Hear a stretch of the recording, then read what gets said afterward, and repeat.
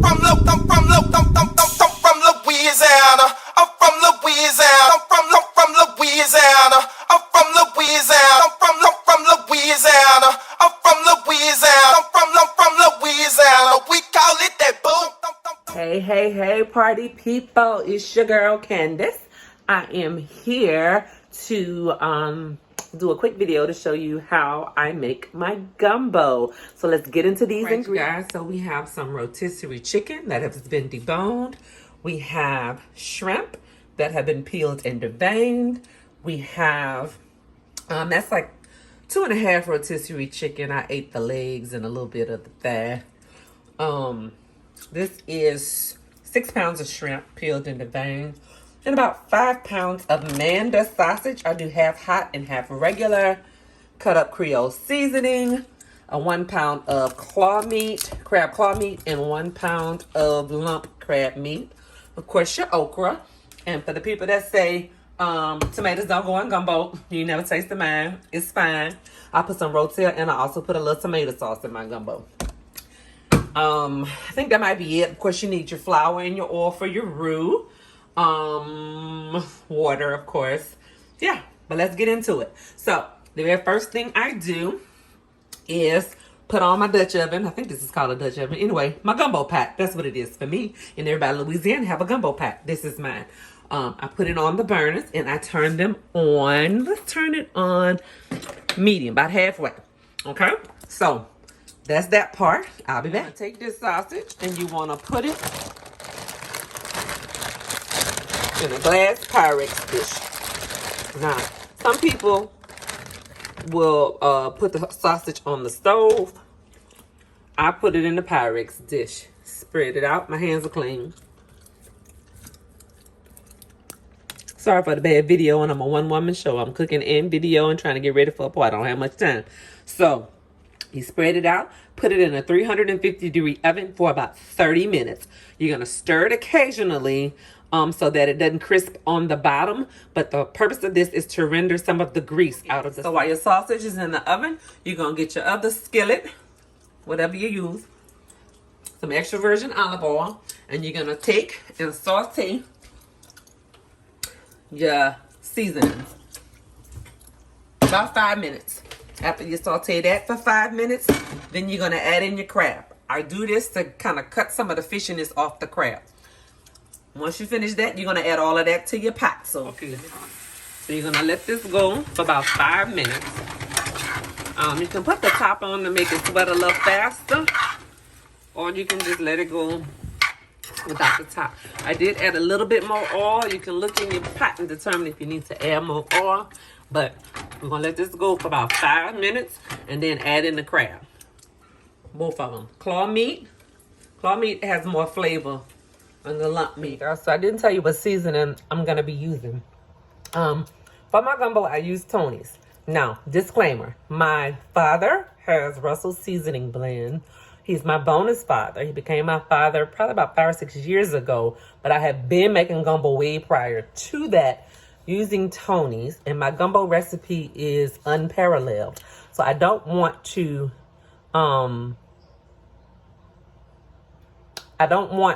mess up the integrity of my gumbo by, well, I don't want to mess up a whole pot of gumbo. Let me say that. Because gumbo is expensive to make. I don't want to mess up a whole pot trying to learn a new seasoning. I know exactly how to season it using Tony's sachets, garlic powder, and onion powder. Those are only ingredients that I use to season my gumbo. So, pardon my gum and all of that. I'm trying to get set up and figure out how to film myself. But while the 5 minutes is going for this, the seasoning that's sauteing, I decided to pop on and tell you that part. So, okay, so I did put the top on to help it to sweat a little bit quicker. So after your 5 minutes, I literally set my timer for 5 minutes. This is what your cut up seasoning should look like. It should be translucent. That's what it should look like. Into this pot, you're just gonna go ahead and add in both your crab meats.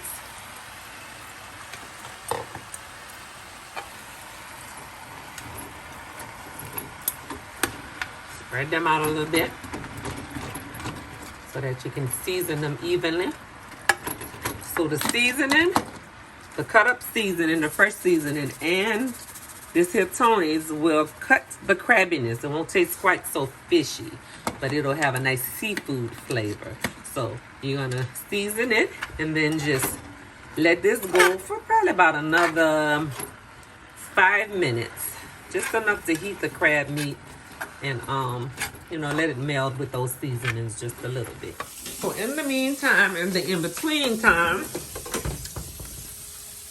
while you're waiting on that to pardon my fingernails, while you're waiting on that to do what it do, you're gonna come in here and stir up your sausage.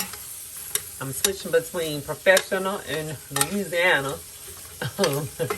My work voice, my at-home voice, my Cajun cooking voice. Get some tongs to get that piece of sausage. But you're gonna come in here and stir up your sausage so it's not. So after I stirred my sausage, I came over here and sprinkled some more Tony's. I just covered the top of the pot. Sprinkle another thing of Tony's. I'm gonna put the top back on it and let it go about 2 more minutes. And then you're gonna add all of this to your gumbo pot. Okay, you guys, so making gumbo can be a daunting task, or it can seem like it's a big job. And it takes a long time. You hear people say, oh, it takes me all day to make gumbo. The prep work is what does it. So to speed up the process, I do 2 things. I use already like prepared stuff, like I buy the seasoning already cut up. I cook for convenience. I cook for quickness. People say that if you cut it yourself, it's more flavorful. My gumbo tastes fine with this good old Gidris Creole seasoning. So I use that. I use a rotisserie chicken, so I don't have to wash, season, clean, bake, cook nothing to the chicken.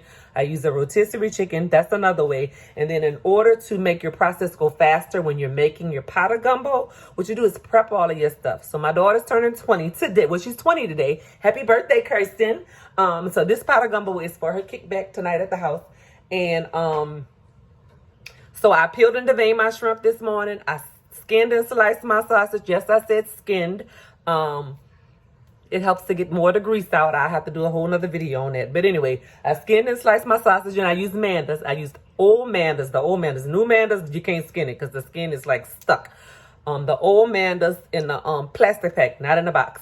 But I skinned and sliced my sausage, and then I deboned my chicken, and that's it. So so all of that is prepared. So basically, you're just adding it to the pot.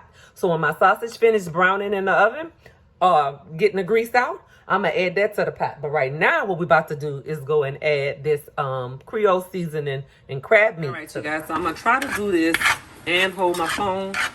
I don't know how that's going to work. But you get the idea. I'm going from here to here. Here to here. Oh, let me see. Pick this up. It's a little heavy. And, oh, yeah, it's heavy. Hold on, y'all. Hold on, y'all. Let me re-grip. Use the side a little bit to help me. There you go. That's that. I'm going to get my spoon and get the rest of my stuff out of there. And it's in the pot. I'm going to stir that up in now. That water been on medium, so the water is nice and warm. Ready to receive the other stuff. So let me get my spatula and scrape out this pot so we can do the okra. Another time saver is to buy the frozen, I'm gonna cut the thing, but frozen cut okra. I don't have to, you know, cut, rinse, wash, cut your okra, all that. 2 bags, 28-ounce bags from the grocery. Put me some more olive oil in here. And then to that pot, we're just gonna add the okra. If I can do it with one hand. I hear that.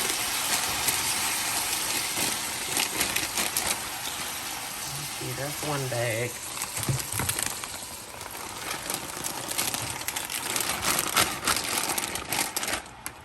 That's 2 bags. So we're gonna add the okra. I let mine thaw out in the refrigerator because it cooks faster. And the goal for what I like to do for my okra, if you ever had gumbo and it was slimy, it's because they did not fry their okra before putting it in the gumbo. So that is what I'm doing. I'll come back and show y'all what that looks like. But you gotta fry your okra to get the slime out. Put the top on so it'll go ahead and come up to temperature faster. So while we do that, go back over here. Stir your sausage. Stir your sausage. My oven is filthy. Sorry. It's about 80 years old. My house was built in 62, and I think, well, according to the paperwork, I haven't lived here that long, but I think this was the oven that was in here when they built the house. But it works great, and I'm not gonna replace it till it breaks. So there's that. Sausage have about 10 more minutes before you drain it and put it in your gumbo pot. Y'all hear that? That means the sausage is done. That's how my timer's done. My timer still work on my ancient antique oven. So that means my sausage is done. I'm going to grab it and bring it over so I can put it in the gumbo pot.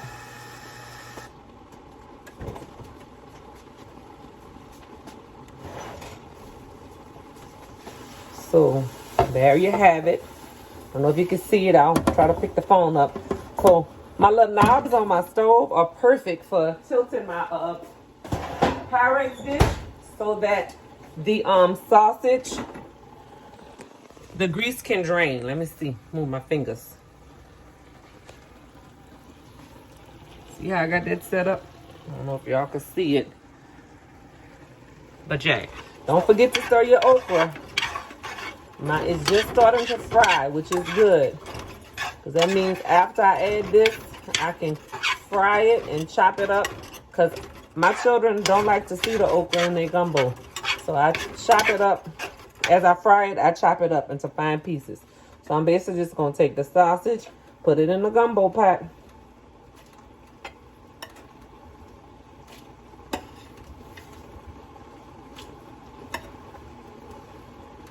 Now, one ingredient I did not show you guys was some Louisiana blue crabs. Those are optional. Me personally, if I'm gonna eat crab, I want to just eat crab, boiled crab. So I put about 3 to 4 in my gumbo though to help with the flavoring, and you know, because some people that's eating it might want to eat some crab. Might want crab in their gumbo.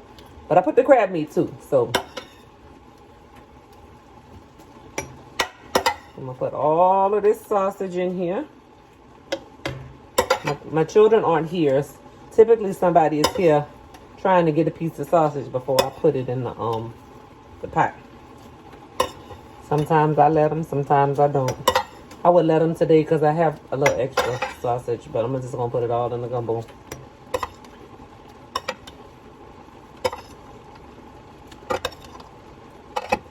right, let me get my mitts to get this out the way. And I have a couple pieces that fell on the counter. I need to grab those too. Put the counter on the stool. Throw them in there. Towel. Always constantly wiping so that your stove don't get filthy. So I have added my sausage. So in here I have the cut up seasoning, the claw meat, the lump crab meat, and the sausage. Over here, look at this okra. So you got a little fry to it. Starting to stick to the bottom. That's good. You want to stir it up. And as I said, as I stir, I'm chopping it up, chopping it up, chopping it up. That way you don't have big pieces of okra, big fat pieces of okra in your gumbo. I like it. It adds to the flavor, but not everybody want to see a big chunk of okra. But I can tell you this, people have told me they don't eat okra in their gumbo, and when they eat mine, they don't even know it's in there, because I don't put a ton to overpower it, and I cook it down and chop it up. So there's that. I'll come back when I'm ready to add it. Okay, so the okra is just about done. You can also mash it to break it up. Once it gets soft, you can mash it and also chop it on up. Chop it on up. Chop it on up. It's about ready to go in the pot. I'm gonna got about 5 more minutes. Okay. So I'm gonna say that the okra is done and ready to add. So once you add your okra, the next step is your roux. Now, I don't know that I'm gonna video. It's impossible. The roux is a delicate thing. You got to stir, stir, stir, stir, stir. One misstep and it can burn your roux. Burnt roux, make nasty gumbo. Wasted all your ingredients. Or you gotta throw the pot out and start over. I'm not doing that. I'm not doing that. I'm not doing that. Or throw the roux out and start over, because if it's bad, naturally you won't add it. But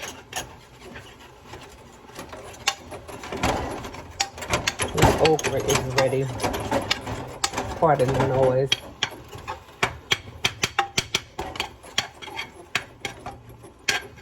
Okay, so it's ready to go. That's how it looks. I don't know if y'all can see that. Turn my fire off. Still a little slimy. However, when you add it to this gumbo, that slime will be gone and your gumbo won't be slimy at all. But if you put okra, uncooked, unfried, whatever, in here, in your gumbo, it will definitely be slimy. Now, some people run their okra through the oven like I ran my sausage through the oven to get the slime. Never did that, but I hear that it works. So, if you notice, I'm using the same pot. This is the same pot I sauteed my seasoning and stuff in. It's the same pot I'm doing.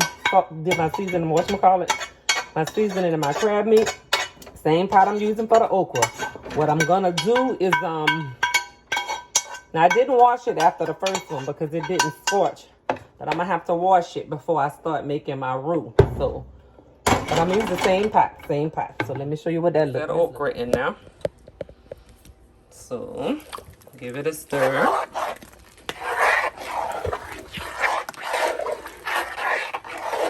Let me get y'all a spoon. See, that's watery. That's not slimy. The roux is going to thicken it. Now, some people start their gumbo from their roux. I add my roux to my pot. So actually for me, the next step is the roux. So I have the sausage in here. I have cut up seasoning, clawed crab meat, lump white crab meat, and okra cooked down. So the roux is up next. Okay, so for your roux, you need self-rising flour and vegetable oil. You use 1 part oil to 2 parts flour. So I'm gonna put 1 cup of oil in here and put 2 cups of the flour in here. Start it on like a medium heat, medium high. Yeah, so I can't video while I'm making the roux. I'll let y'all see me making it, and then I'll tag a video of just the roux. All right, let me get my measuring cup. Actually, I'm not gonna use the same one because I don't want the oil in the cup to make my flour stick to the cup.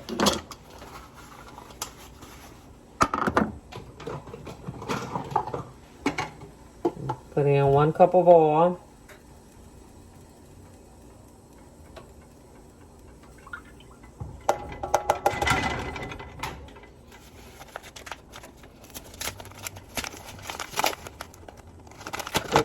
A little bit, get some heat to it. And basically, for a roux, you are just browning flour. Where's my oil?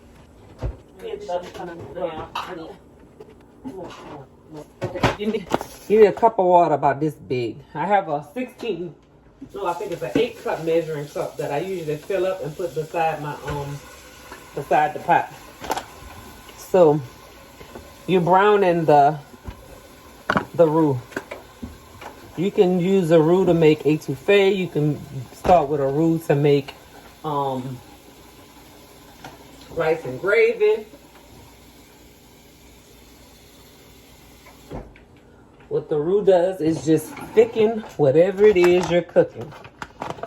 So that oil might be heating up pretty good. So I'm gonna go ahead on and add in my flour. 1 cup.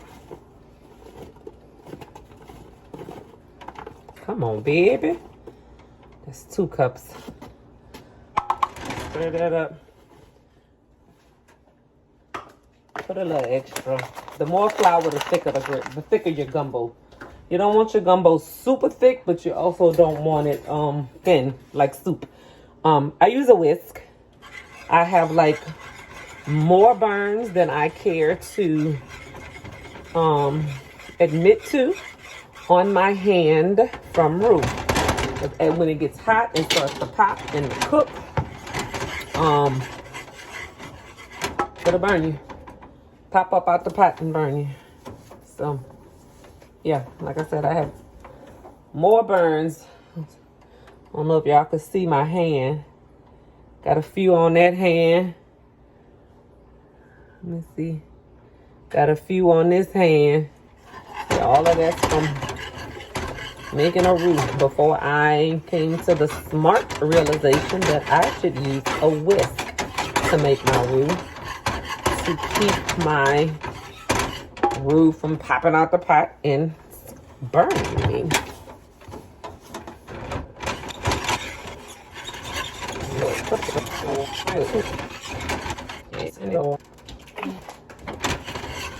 So I was running on time for the party, but now I'm gonna be looks like leaving out the kitchen at the start of the party, like all the other parties.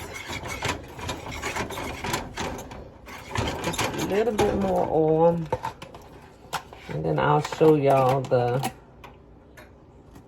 consistency.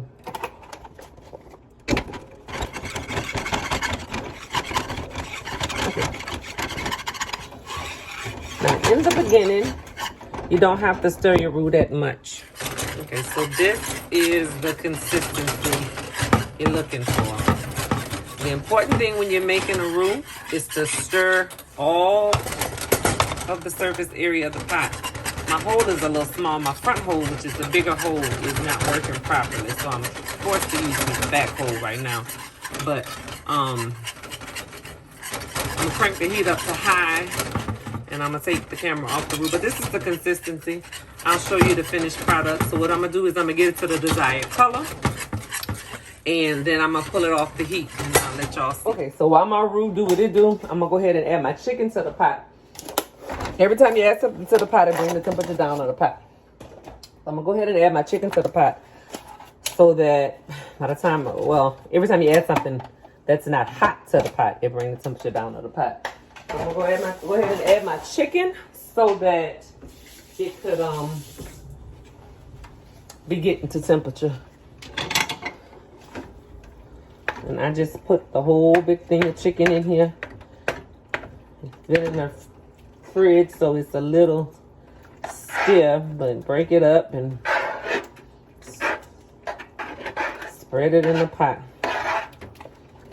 What I might also do is do my first round of seasoning,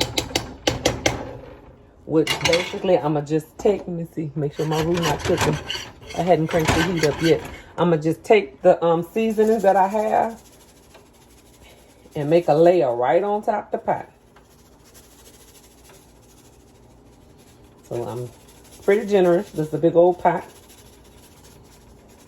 I'll video it once so y'all can see. So I'm doing a layer of Tony's, a layer of garlic powder, not too heavy on that, and a layer of onion powder.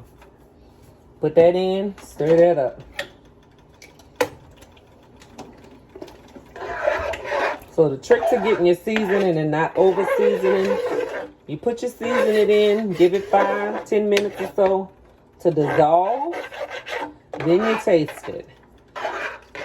If you taste it right after you put your seasoning in, you may think you need a little bit more. And, yeah, that's not gonna, all right. Sorry, had a call to come in. With my niece, she's coming early, so let me go and lock the door. Be right back.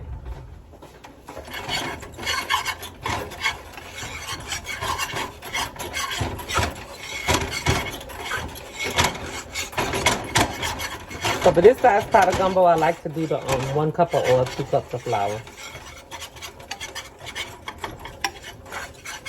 Add a little more oil because it's supposed to be a little more liquidy than it is currently.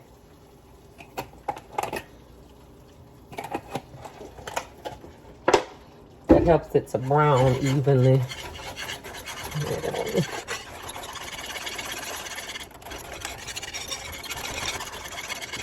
And keep the stove clean. Let me see if I can't let y'all see this new consistency. Pardon my finger. I think I added too much oil. But it's gonna brown faster and more evenly this way. I might add a little flour to thin it out. Let's see. Thicken it up. Typically, if you just do your measurements right, it's fine. So look, I'm gonna just put a layer of flour. I'm not adding no more, I'm done. If it ain't right, it just won't be right.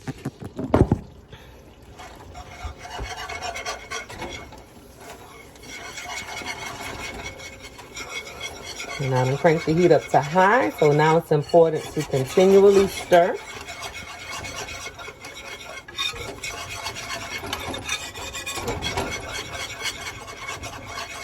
So that it won't burn. It's a very thin line between browning your roux and burning your roux.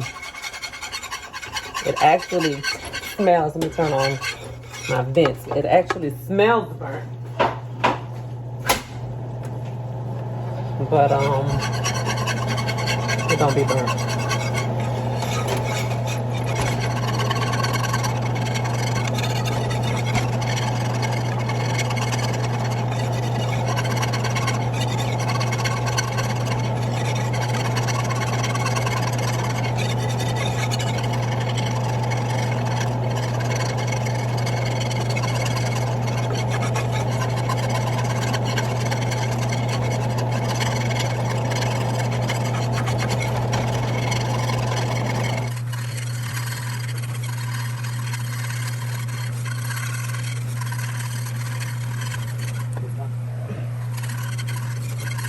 Get the size of the pot. I'm concentrating in the middle because that's where the burner is. And that's what's going to get the hottest. But don't forget the size.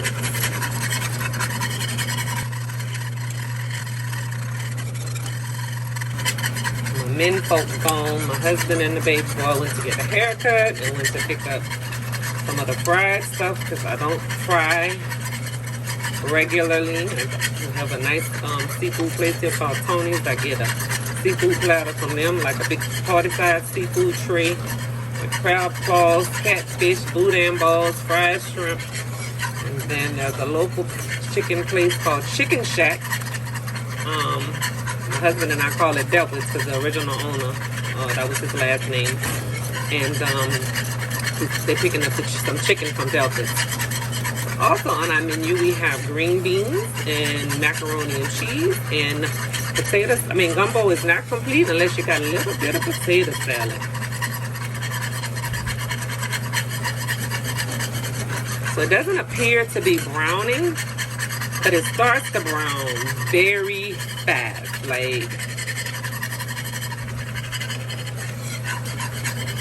You think it's not browning, and then all of a sudden, there you go.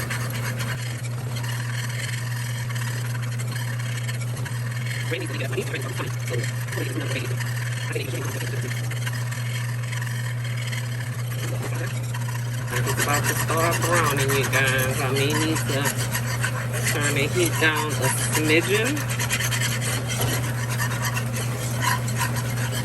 Probably next to browning the okra. I don't know which one I don't like the most. Browning the okra, making a roux. About what and what. Get over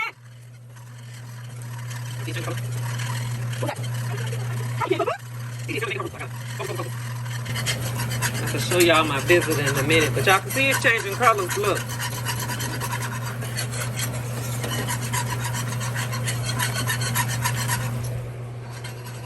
That's Kenny Poo Poo, Kinsley. And her mama, Kristen. We're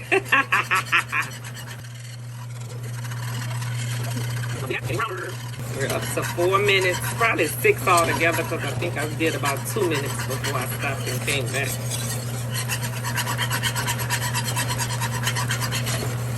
And now it's about to get serious. I have to put this phone down.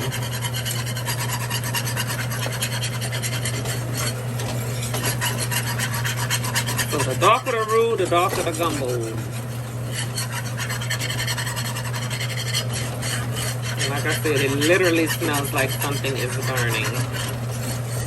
Now my roux making process might be a little dangerous because at the end I add water to stop it from cooking, and it steams, and that steam will burn you if you are not careful.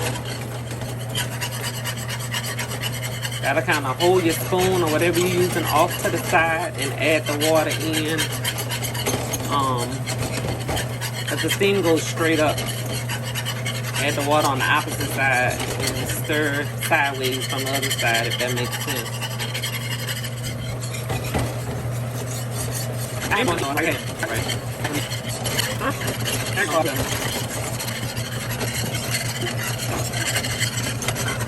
Oh no. Oh, it's this.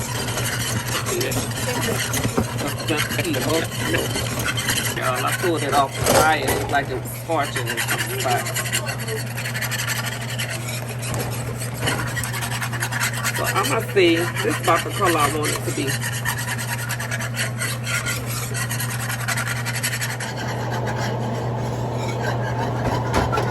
So now is the water adding in process. Shit. I messed up again.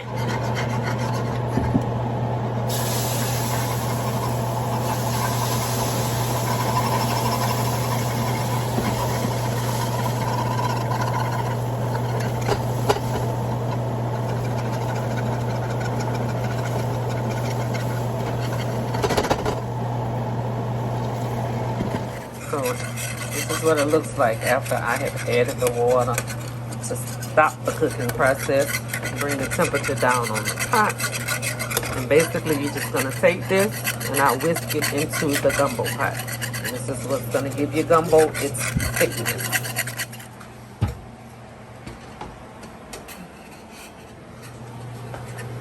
Just incorporate the roux into the gumbo to give it its nice color. Get my spatula and get all the rest of it from out of there.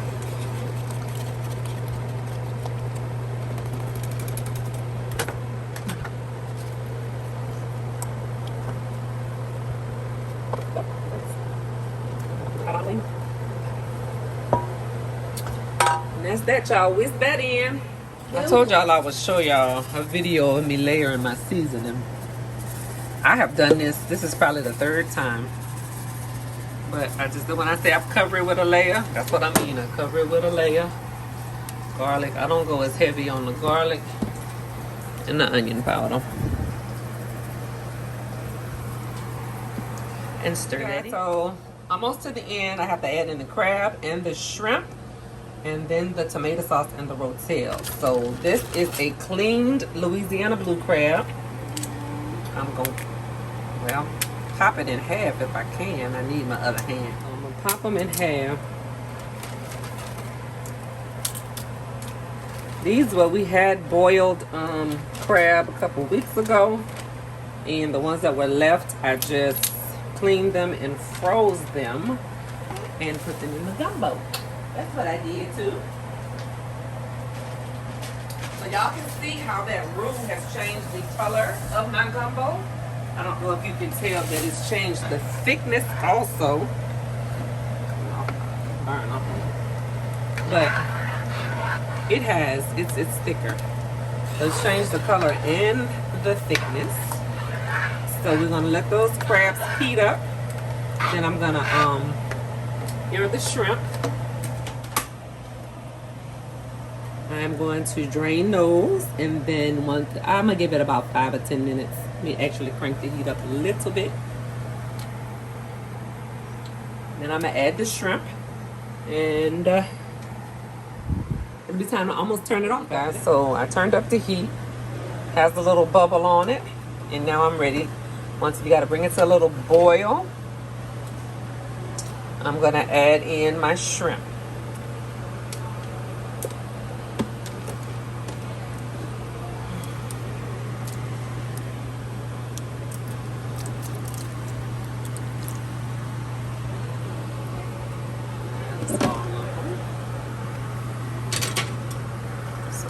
stir those in the pot carefully because the pot is close to the top. And we don't want it to overflow of the forbidden sauce.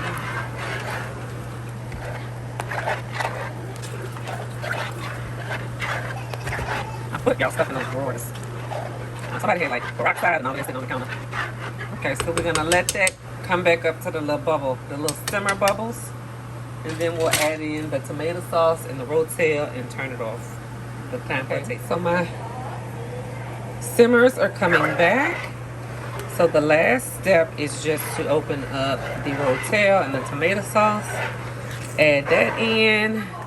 One final seasoning. And turn it off. Alright guys, so this is the last step. I already added 2 of these. And I gotta add this last 2. 1 tomato sauce. Oh shit. 1 tomato sauce. So I did 2 of these and 2 of these.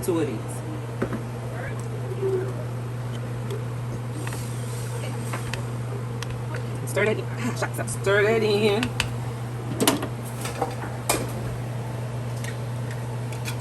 Do a little taste test. Make sure you don't need no more seasoning.